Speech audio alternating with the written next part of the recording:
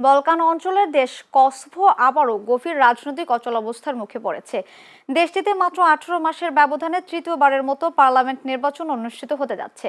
মূল সংকটের কেন্দ্রবিন্দু হলো প্রেসিডেন্ট নির্বাচন নিয়ে রাজনৈতিক দলগুলোর মধ্যে সমঝোতায় ব্যর্থতা, যার ফলে সংসদ কার্যত অচল হয়ে পড়ে এবং নতুন সরকার গঠনও সম্ভব হয়নি। বর্তমান প্রধানমন্ত্রী আলবিন কুর্তির নেতৃত্বাধীন দল ভেতে ভেন্দোসে আগের নির্বাচনে সংখ্যাগরিষ্ঠতা পেলেও প্রেসিডেন্ট নির্বাচনের জন্য প্রয়োজনীয় 80 ভোট নিশ্চিত করতে ব্যর্থ হয়, যা এই রাজনৈতিক অচলাবস্থাকে আরো গভীর করে। বিরোধী দলগুলো কুর্তির বিরুদ্ধে ক্ষমতা কেন্দ্রীভূত করার অভিযোগ তুললেও সরকার পক্ষ বলছে বিরোধীরাই ইচ্ছাকৃতভাবে সংকট তৈরি করছে।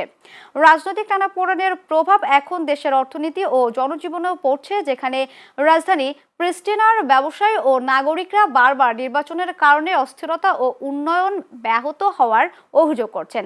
একই সঙ্গে ইউরোপীয় ইউনিয়নের উন্নয়ন তহবিল ও আন্তর্জাতিক সহায়তার গতি কমে যাওয়ায় পরিস্থিতি আরও জটিল হয়ে উঠেছে।